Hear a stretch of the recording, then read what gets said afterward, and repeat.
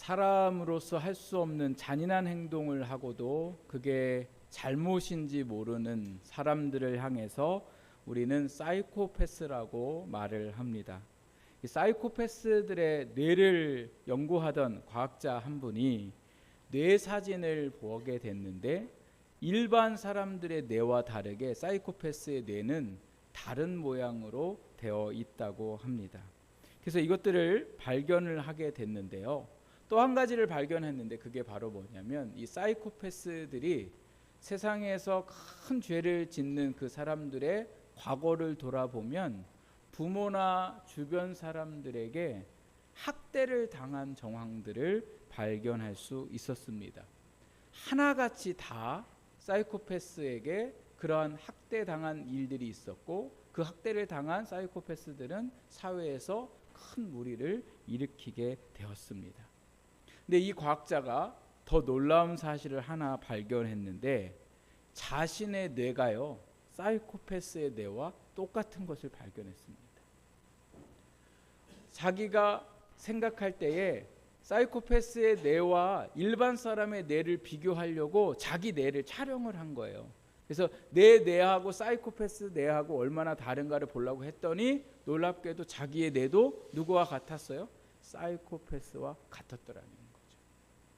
그리고 나서 이분이 책을 쓰게 됐는데 책 이름이 바로 뭐냐면 사이코패스 뇌과학자, 이름은요 제임스 펠런이라는 분입니다. 이분이 이 책에서 그런 이야기를 하고 있어요. 왜 나도 사이코패스의 뇌를 갖고 있는데 나는 왜 다른 사이코패스 범죄자들처럼 이 땅에서 죄를 짓지 않고 어떻게 내가 일반 사람처럼 자라서 과학자까지 될 수 있었을까? 사이코패스가 이 땅에서 범죄를 저지르는 이유를 아까 뭐라고 말씀드렸어요? 네, 학대 때문이라고 말씀드렸잖아요. 그런데 이 과학자는 어려서부터 부모님의 사랑을 받고 주변의 사람들의 사랑을 받아서 뇌는 비록 사이코패스의 뇌를 갖고 있지만 정상적인 삶을 살 수 있었다고 책에서 기록하고 있습니다. 여러분 이게 무엇을 말할까요? 아무리 사이코패스의 뇌를 갖고 있어도 그 사이코패스의 성향이 세상에 드러나지 않게 하는 건 뭐라는 거예요? 사랑이었더라는 거죠. 반대로 아무리 사이코패스의 뇌를 가지고 있지 않고 좋은 조건 속에 있어도 부모의 학대를 받거나 주변의 학대를 받으면 그 사람은 어떻게 될 확률이 높을까요? 범죄자의 삶을 살 확률이 높은 것을 알 수가 있습니다. 과학자는 말합니다. 사이코패스의 뇌를 가지고 태어났지만 학대가 아닌 사랑을 받으면 정상적인 삶을 살 수 있다. 여러분 사랑은 이렇게 중요합니다. 사랑은 이처럼 사람을 살리고 변화시키고 그 환경을 바꿀 수 있는 힘을 가지고 있습니다. 자신이 가족으로부터 사회 구성으로부터 사랑받는 것을 아는 사람들은 살아가는 모든 삶 속에 용기를 내어서 살아갈 수 있습니다. 반대로 아무리 좋은 조건 속에 있어도 사랑받지 못하면 그 삶을 살아가기가 어렵습니다. 그래서 사랑을 받고 사랑을 주고 살아가는 것이 오늘 우리의 삶에 너무나 중요합니다. 근데 여러분 오늘 세상에도 많은 사랑의 모습들이 있지만 우리가 하나님 안에서의 하나님으로부터 받는 그 사랑을 알고 그 사랑을 믿고 나아갈 때에 그 사랑 가운데 사는 사람은 어떠한 상황에도 불구하고 살아가는 역사가 일어나게 됩니다. 그래서 하나님의 사랑을 알고 그 하나님의 사랑을 믿고 살아가는 것이 오늘 우리가 주님의 나라에 가는 그날까지 반드시 우리 가운데에 이루어져야 할 사랑의 모습들입니다. 하나님께서 우리에게 주신 오늘 이 말씀을 보면 다윗이 하나님께 대한 사랑을 받은 것에 대해서 감사를 하고 있는 것이 오늘 시편 138편의 시입니다. 다윗은 하나님에게 많은 사랑을 받았습니다. 그래서 힘들고 어려운 가운데서도 그 하나님의 놀라운 사랑을 믿었고 그 놀라운 하나님의 사랑에 대해서 오늘 고백을 하고 있는데 이렇게 고백합니다. 주의 인자하심과 성실하심에 내가 감사합니다. 자신을 향한 하나님의 인자하심과 성실하심에 감사를 고백하고 있어요. 인자하심은요, 사람에게 인자함을 베푸시는 것을, 또 사람에게 사랑을 베푸시는 것을, 친절과 자비를 베푸시는 것을 말씀하고 있습니다. 그래서 하나님이 다윗을 사랑해 주셨고 다윗의 인생 속에 실수가 있을 때에도 인자하게 받아주셨고 또 다윗에게 친절하게 자비를 베푸셨던 하나님이셨음을 다윗은 고백하면서 또한 하나님의 성실하심도 하나님 앞에 고백하고 있습니다. 이 성실의 의미는요, 신실하고 충실하고 불변함을 말씀하고 있습니다. 하나님의 사랑은 다윗이 어떠한 상황에 어떠한 형편에 있었을 때에도 변치 않았더라는 거예요. 다윗이 양을 치는 목자로 살았을 때나 다윗이 왕이 됐을 때나 다윗이 도망자의 삶을 살아갈 때에도 하나님은 그 사랑이 변치 않으시고 언제 어디서나 다윗에게 역사하셨습니다. 그래서 다윗이 오늘 그 하나님의 인자하심과 성실하심에 대해서 3절 이후에 계속해서 더 구체적으로 말씀하고 있는데 오늘 다윗이 고백하는 하나님의 사랑이 오늘 우리에게 어떻게 역사하고 있는가를 함께 살펴보고자 합니다. 먼저 다윗은 하나님의 인자하심과 성실하신 사랑에 대해서 뭐라고 고백을 하고 있냐면 3절에 이렇게 고백합니다. 우리 3절 말씀을 함께 읽어보겠습니다. 시작. 내가 간구하는 날에 주께서 응답하시고 내 영혼에 힘을 주러 나를 강하게 하셨나이다. 아멘. 하나님의 그 인자하심과 성실하신 사랑의 첫 번째가 바로 뭐냐면 다윗이 간구하는 날에 주님이 응답하셨더라는 거예요. 또 내 영혼에 힘을 주시고 자신을 강하게 하셨음을 고백하고 있습니다. 여기에 간구하는 것은 어떤 의미를 가지고 있냐면 부르짖는다라는 의미를 가지고 있습니다. 여러분, 누가 부르짖습니까? 평안한 사람은 절대 부르짖지 않습니다. 부르짖는 사람은 어떤 사람입니까? 위급한 상황에 있는 사람, 어려운 상황에 있는 사람이 부르짖습니다. 다윗이 정확히 어떠한 사건 속에서 하나님 앞에 부르짖었는가를 기록하고 있지는 않지만 다윗은 살아가는 일들 속에 전쟁도 경험했고 또 사울로 인해서 여러 죽을 고비들을 넘기고 또 그 인생 속에 수많은 어려움들이 있었는데 그때마다 다윗이 하나님 앞에 부르짖었고 하나님은 다윗의 그 부르짖음을 들으시고 다윗 속에 역사하셨음을 말씀을 하고 있습니다. 특별히 다윗이 부르짖었을 때에 하나님이 어떻게 하셨다고 말씀하고 있냐면 내 영혼에 힘을 주어서 강하게 하셨더라는 거예요. 즉 내가 감당할 수 없고 위험에 빠져서 하나님 앞에 부르짖어 기도했더니 하나님이 그 위험으로부터 나를 구원하셨을 뿐만 아니라 그 위험 속에서도 담대히 살아갈 수 있는 용기와 힘을 주셨더라는 거예요. 여러분, 지난 한 주 동안 하나님께 부르짖으며 기도했던 제목들이 혹시 있으십니까? 지난 한 주 동안 내가 하나님 앞에 간절히 부르짖었던 것들이 없다면 최근에 내가 하나님 앞에 정말 간절히 부르짖었던 때가 있는가 한번 생각해 보십시오. 만약에 내가 최근에도 지난주에도 하나님 앞에 부르짖지 않고 살았다면 오늘 우리는 왜 나는 하나님 앞에 부르짖지 않는가를 생각해야 합니다. 왜 부르짖으면 하나님이 응답하시고 우리의 영혼에 힘을 주셔서 그 일들을 감당할 수 있게 하셨는데 왜 우리는 부르짖지 않았을까요? 부르짖지 않는 이유는 두 가지를 생각할 수 있는데 하나는 부르짖어 기도할 일이 없다고 생각하기 때문에 그렇습니다. 부르짖을 일들이 우리 주변에 너무도 많은데 나는 이게 부르짖어야 하는지 말아야 하는지 모르고 살아가고 있더라는 거예요. 우리 주변에 부르짖을 일들이 있습니까? 없습니까? 많이 있으세요? 그런데 어떻게 안 부르짖으시냐는 거예요.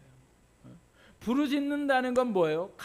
간절히 하나님 아니면 나는 살 수 없고 하나님의 도우심을 구하면서 살아가야 할 일들이 우리 주변에 얼마나 많습니까? 우리 자녀를 생각할 때에 부르짖을 일들이 너무 많습니다. 이 사회를 생각해 볼 때에 부르짖을 일들이 너무나 많아요. 영적으로 바라보면 오늘 우리가 늘 이 마귀의 공격을 당하고 사탄의 시험을 당하면서 살아가고 있는 오늘 우리의 이 모든 상황들 속에 오늘 우리가요 안 부르짖고 살아갈 수가 없더라는 거예요. 내 자녀가 예수를 믿지 않고 죽음의 길로 걸어가고 있는데도 불구하고 오늘 우리는 그것에 대한 안타까움이 없고, 우리 자녀가 믿음의 삶을 살아야 하는데도 불구하고 믿음으로 온전히 살아가지 못하는 모습을 보면서 또 내 믿음이 하나님을 찾지 않고 하나님이 주시는 은혜를 누리지 못하고 살아가는 이 상황 속에서 오늘 우리가 부르짖어야 하는데 부르짖지 못하고 있더라는 거죠. 여러분, 우리 교회를 생각해 보세요. 우리 교회를 생각하면 부르짖을 일이 많습니까? 없습니까? 좀 부르짖어 주세요. 교회를 위해서 좀 부르짖어 주세요. 너무나 안타깝고 너무나 오늘 우리 교회 안에 하나님의 역사가 일어나야 되고 오늘 우리 교회의 직분자들과 또 우리 교회 안에 하나님의 일꾼들이 세워져서 하나님의 일들을 감당해야 하는데 오늘 우리의 부르짖음이 필요한 시기 속에 오늘도 우리가 살아가고 있더라는 거죠. 또 우리가 부르짖지 않는 또 다른 이유는 뭐냐? 하나님께 기도해도 소용없다고 생각하기 때문에 그렇습니다. 말은 믿는다고 얘기하지만 정작 중요한 일이 있고 필요한 일이 있을 때에는 하나님의 도우심을 구하는 게 아니라 하나님이 아니라 사람을 의지하게 되고 그리고 세상의 우상들을 의지하게 되고 성공을 의지하게 되고 명예를 의지하게 되는 오늘 우리의 모습을 보게 됩니다. 그러니까 정작 하나님 앞에 부르짖어야 되는데 하나님 앞에 안 부르짖어요. 왜요? 하나님도 이 일은 못하신다고 믿기 때문에 그래요. 하나님께 부르짖어도 소용없다고 생각하기 때문에 그래요. 정말 하나님이 나를 도우신다고 믿는다면 왜 하나님 앞에 부르짖지 않겠습니까? 왜 새벽에 안 나오겠습니까? 왜 시간을 정해서 하나님 앞에 기도하지 않겠습니까? 그 이유는 다 어디에 있습니까? 하나님이 내 삶의 역사하심을 우리가 진실로 믿지 않기 때문에 그렇습니다. 예수님이 죄에 대해서 말씀하셨어요. 너희의 죄는 나를 믿지 아니함이라 이렇게 말씀하세요.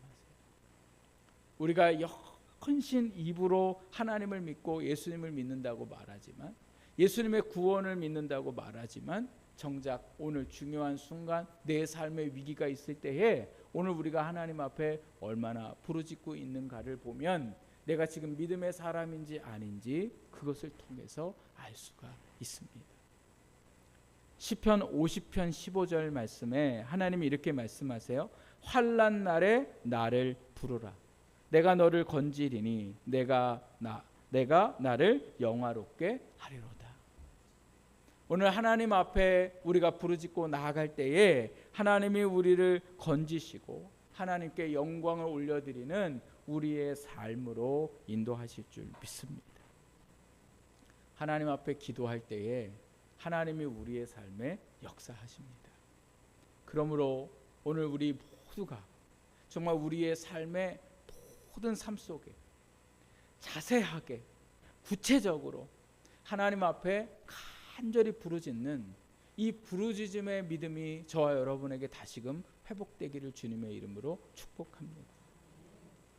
제가 우리 구역자님들과 참 이런 이 말씀을 가지고 나누면서 참 옛날 우리 어른들이 금식하면서 또 교회에 나와서 철야하면서 또 산에 올라가서 나무 붙들고 얼마나 하나님 앞에 간절히 부르짖었나 몰라요. 근데 지금은 목사인 저를 비롯해서 그렇게 하나님 앞에 간절히 밤을 새우고 나라를 위해서 기도하고 교회를 위해서 기도하고 자기들의 삶을 놓고 기도하는 사람을 찾아보기가 너무나 어렵더라는 거죠. 왜요? 살만하다고 생각하기 때문에 그래요. 살만하다. 근데 지금 살만한 시대가 아니에요. 점점 주님의 때는 가까이 와오고 심판의 때는 가까이 와오고 있는 이 세상 속에 점점 믿지 않는 사람들은 많아져 가고 우리의 신앙은 점점 연약해져 가는 이 세상 속에 믿음의 사람의 부르짖음이 필요한 때입니다. 오늘 우리 교회 성도 모두가 정말 다시금 우리의 가정을 위해서, 우리 교회를 위해서, 이 땅을 위해서 부르짖을 수 있는 우리 모두가 되기를 주님의 이름으로 축복합니다. 두 번째로 오늘 다윗은 그 하나님의 인자하심과 성실한 사랑에 대해서 이렇게 고백합니다. 우리 6절 말씀 같이 한번 보겠습니다. 시작. 여호와께서는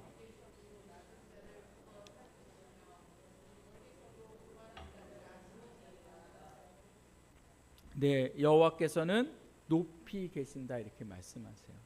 하나님은 모든 만물 위에 높이 계시고 모든 것을 주관하시는 이 땅의 왕이십니다. 그 높고 위대하신 분이 누구를 굽어 살피세요? 낮은 자를 굽어 살핀다. 여러분, 우리 동네 시의원이 우리 교회를 굽어 살펴볼까요? 안 살펴볼까요? 안 살펴봐요. 국회의원도 안 살펴보고 대통령도 안 살펴봐요. 우리가 누군지도 모르고 관심도 없어요. 왜요? 우리는 어떤 사람들이기 때문에 그래요? 낮은 사람들이잖아요.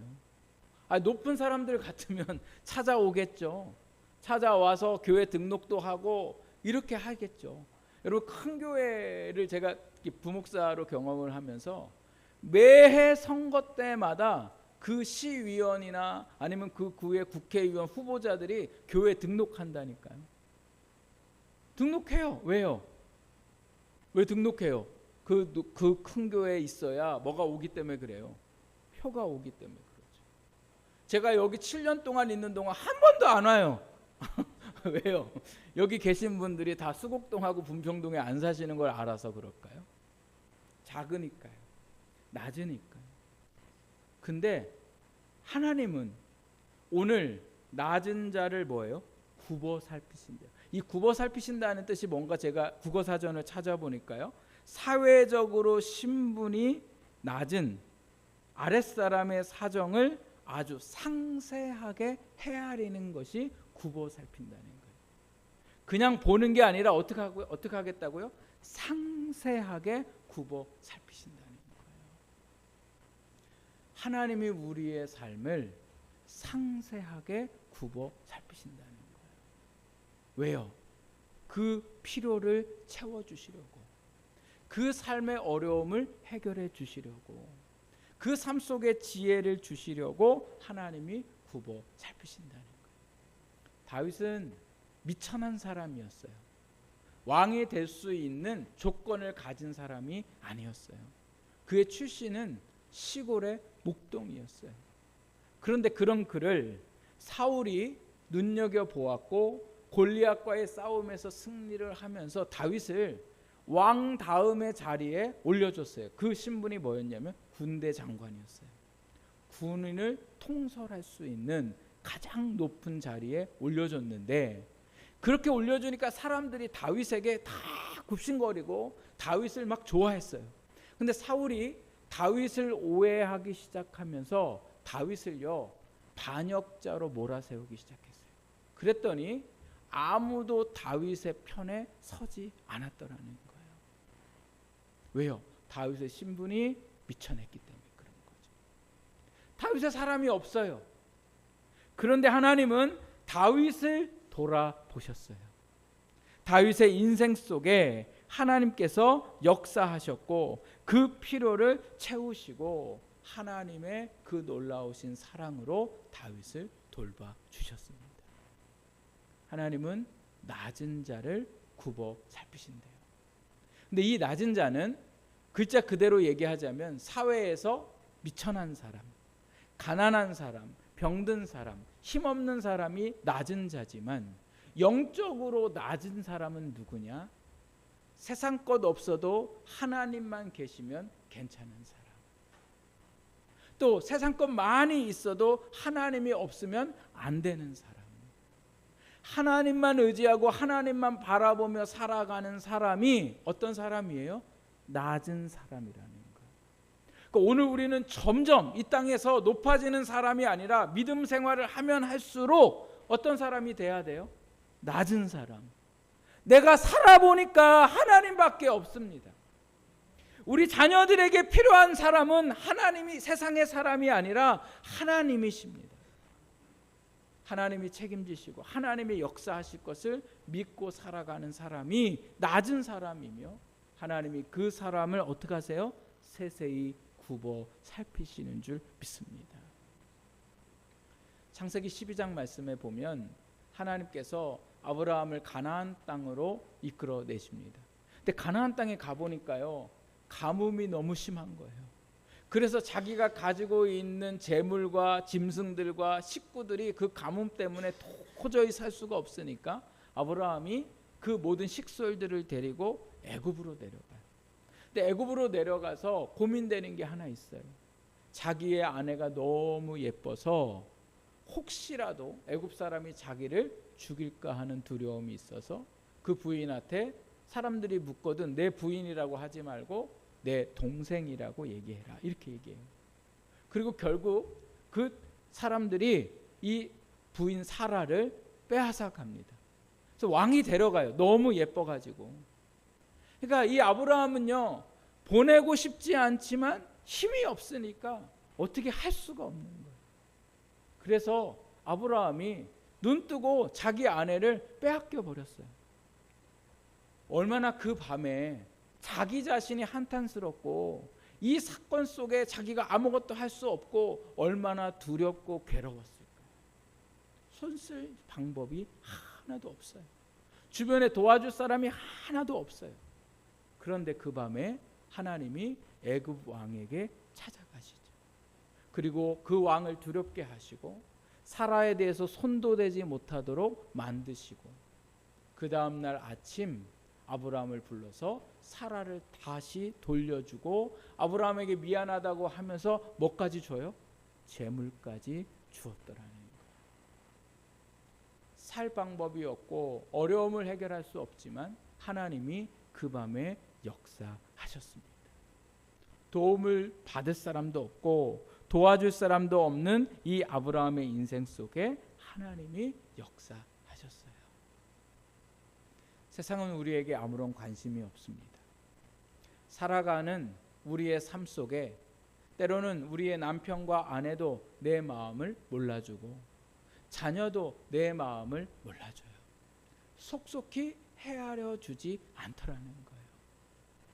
그러나 하나님은 우리의 모든 속 깊은 사정까지 아시는 줄 믿습니다. 그냥 아시는 것뿐만 아니라 어떻게 하고 계세요? 굽어 살펴주시더라는 거예요. 이 하나님이 오늘 우리가 믿는 하나님이세요. 그래서 다윗이 시편 8편 말씀에 이런 고백해요.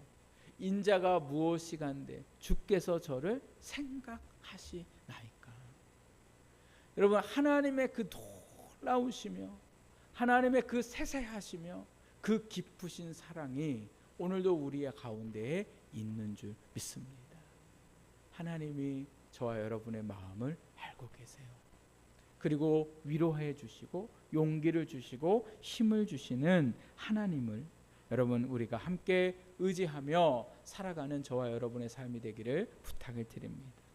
마지막으로 오늘 이 말씀 속에 다윗이 하나님의 인자하심과 성실함에 대해서 고백하면서 7절에 이렇게 고백합니다. 우리 7절 말씀도 함께 보겠습니다. 내가 환난 중에 다닐지라도 주께서 나를 살아나게 하시고 주의 손을 펴사 내 원수들의 분노를 막으시며 주의 오른손이 나를 구원하시리이다. 아멘.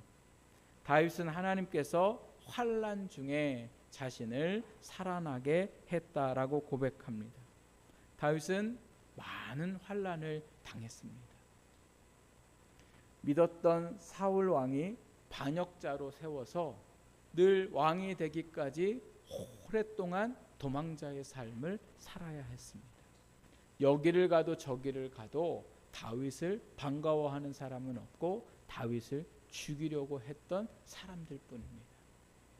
그리고 하나님의 은혜 가운데 왕이 되고 난 후에는 다윗의 자녀들이 근친상간을 벌이는 안타까운 일들이 일어나게 되고, 또 아들과 아들이 서로 싸워서 한 아들이 아들을 통해 죽임을 당하게 되기도 하고, 아들이 반역을 하면서 아버지의 여자들을 백주대낮에 사람들 보는 곳에서 동침하는 사건도 일어나게 됩니다.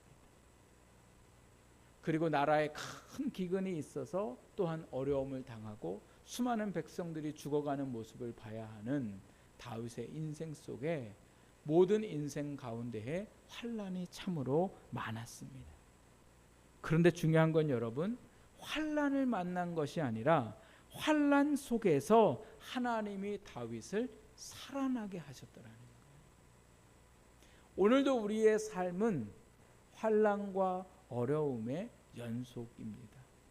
그래서 모든 사람들이 뭐에 집중하냐면 내가 당하고 있는 어려움에 집중해요. 내가 당하고 있는 고난에 집중해요. 그 고난만 바라보고 어려움만 바라보니까 어떤 마음이 생겨요? 죽고 싶은 마음이 생기고, 도망치고 싶은 마음이 생기고, 포기하고 싶은 마음이 생겨요. 그러나 다윗은 오늘 환난 중에도 누가? 하나님이 자신을 살렸음을 고백하는 거예요. 오늘 우리가 어려움 속에 환난 가운데 살아갈 때에 집중해야 될 건 우리의 닥친 어려움이 아니라 그 어려움 중에도 나를 살게 하시는 하나님, 그 하나님이 계심을 우리가 뭐예요? 믿어야 되는 거죠. 우리는 죽지 않는 거죠. 왜 안 죽어요?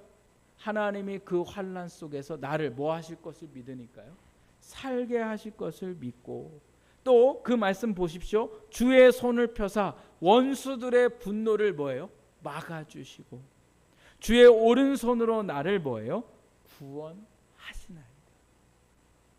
여러분 믿으세요? 오늘 우리의 인생 모든 삶에 오늘 우리의 삶은 고난의 연속이죠. 예전에 제가 설교를 준비하다가 드라마가 생각이 나서 그 드라마의 대사가 생각이 났는데, 그 대사가 뭐였냐면요, 6.25 때 난리는 난리도 아니요, 이런 대사였어요. 여러분 기억나세요? 왕관의 식구들이라는 드라마에서 나왔더라고요. 남훈이라는 배우가 그 집에 큰 어르신인데 하여튼 무슨 일만 이런 일이 있으면 너무 이제 그 일들을 감당하기 어려우니까 6.25 때 난리는 난리도 아니라는 거예요. 그러니까 지금의 어려움은 6.25 때보다 더 뭐예요? 고민이고 어렵다는 거예요. 여러분 사실 6.25가 어렵습니까? 지금 내가 당하고 있는 일이 어렵습니까? 6.25가 어렵잖아요. 6.25가. 그런데도 왜 이분이 6.25 때 난리는 난리도 아니라고 얘기한 이유가 어디에 있습니까? 그만큼 내 삶의 무게가 어렵더라고요. 우리 각자 인생이 늘 무겁잖아요. 늘 난리 속에 살아가는 것 같잖아요. 그러나 오늘 우리가 이 난리의 연속 속에서 하나님이 계속해서 우리를 살게 하시고 모든 어려움으로부터 우리를 구원하심을 믿고 살아가는 오늘 우리의 삶이 되기를 부탁드립니다. 하나님의 사랑은 여전히 우리에게 변함없이 그 사랑이 임하십니다. 인자하시고 성실하신 그 놀라우신 하나님의 사랑, 그 하나님의 사랑을 믿고 그 하나님의 사랑을 의지하며 나아가는 모든 삶 속에 하나님이 반드시 역사하시는 줄 믿습니다. 그래서 이 한 주도 오늘 우리의 각자의 인생에 어려움이 있지만 그 성실하고 인자하신 하나님을 생각하고 믿고 의지하면서 승리하는 저와 여러분의 삶이 되기를 주님의 이름으로 축복합니다. 우리